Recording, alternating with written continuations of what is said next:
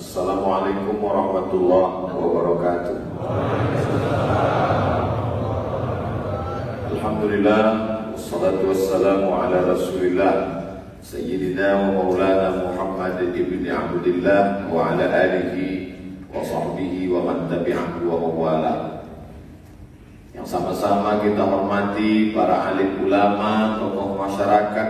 Tak dapat saya sebut satu persatu. Insyaallah semua yang hadir dan mengikuti program kajian subuh ini dimuliakan Allah Subhanahu wa taala.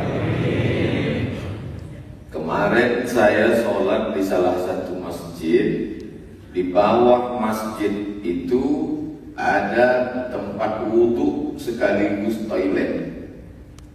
Dipermasalahkan, arsiteknya mengadu ke saya karena kata orang itu berarti itu ada WC di masjid. Ini lantai masjid, di bawah tuh turun ke bawah basement ada tempat wudhu, ada WC. Berarti buat WC dalam masjid. Di masjid yang lain, di samping tempat imam seperti ini, tempat imam, di situ juga ada toilet. Itu pun juga menyampaikan pengaduan ke saya, Ustaz, di masjid ini ada WC dalam masjid. Kemudian masjid satu lagi, masjidnya di bawah, lalu kemudian di atas itu perumahan, di atasnya lagi mall. Berarti di atas itu ada WC. Ketiga-tiga orang ini mengadunya ke saya. Lalu saya mengadunya kemana? Masalah ini muncul karena kekacauan definisi tentang apa itu masjid. Karena buka kitab fikih, macam-macam definisi mereka tentang masjid. Ada yang mendefinisikan masjid itu adalah kullu ma, segala sesuatu tahta saqfil masjid, semua yang berada di bawah atap masjid, maka itu masjid. Itulah tadi yang mengatakan kencing dalam masjid, karena semua yang berada di bawah atap masjid berarti masjid. Ini atap masjid, maka ke bawah ini adalah masjid. Berarti sholat di atasnya sama dengan sholat di atas WC. Maka semua orang yang buang air besar kecil di bawah berdosa sama dengan kencing dalam masjid. Meludah dalam masjid aja dosa besar, apalagi sampai kencing dalam masjid. Semua yang berada di atap masjid berarti masjid. Kalau begitu semua imam-imam, khotib-khotib, penceramah-penceramah, dan umumnya karena yang berada di samping imam ruangan itu khusus untuk khotib, imam, ustaz, penceramah, semuanya masuk neraka karena kencing dalam masjid. Maka tidak bisa mengambil satu definisi dari satu kitab ijtihad ulama tertentu. Apalagi zaman itu tak sama dengan zaman sekarang.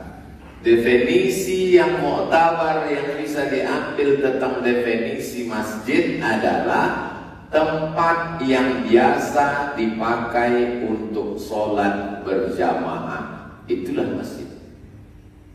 Contoh masjid kita, Baitur Rahim atau Baitur Rahman? Baitur Rahman.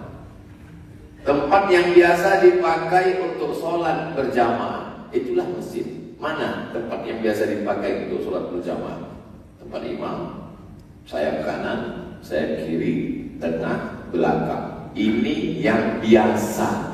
Adapun Idul Fitri, Idul Adha tidak biasa. Sampai ke belakang melimpah ruah tidak biasa. Jadi kalau ada orang dalam keadaan maaf, haid, berhalangan, masuk dia ke pintu gerbang, maka dia tidak dianggap sedang masuk masjid karena tempat itu bukan tempat yang biasa untuk dipakai sebagai tempat sholat. Jadi kalau definisi ini dipakai, maka selamatlah imam, khotib, penceramah yang buang air besar kecil yang ada toilet, karena tempat itu bukan tempat yang biasa dipakai. Selamatlah yang toilet yang ada di bawah masjid, karena tempat itu bukan tempat yang biasa dipakai untuk sholat. Selamat pula lah masjid yang berada di bawah mall, di bawah apartemen, karena di atas itu bukan tempat yang biasa untuk sebagai tempat sholat. Jadi sebetulnya orang yang terlalu sempit pikirannya ini, dia kurang piknik. Kalau maulah dia ikut jalan-jalan agak sebulan sama Tengku Fadil Rahmi, pergi ke Mesir, biaya tanggung sendiri. Melihat bagaimana masjid di Kairo, apartemen menjulang tinggi 20-30 lantai ke atas, di bawah itu masjid. Pergilah ke Mesir, di bawah itu masjid. Kalau di bawah masjid, itu di atas itu berapa rumah? Satu lantai itu bisa 5 rumah, paling dikit ada 2 rumah menghadap-hadapan. Ke atas 20-40 WC ke atas. Tapi itu bukan masjid, karena yang dimaksud masjid adalah tempat yang biasa dipakai untuk sholat. Begitu juga Masjidil Haram, Masjidil Nabawi. Masjid Nabawi itu kalau kita turun ke bawah, maka di bawah itu ada tempat parkir, ada tempat wudhu, ada toilet, dan orang sholat di atas. Itu bukan tidak ada alim ulama di situ yang berijtihad. Jadi maksud saya, cobalah kita banyak membaca referensi. Oh kalau gitu Ustaz Somad banyak baca? Tidak, saya tak banyak baca. Cuman orang menyangka saya banyak baca. Orang khusus sama saya. Bapak ibu yang dimuliakan Allah, ada ibu-ibu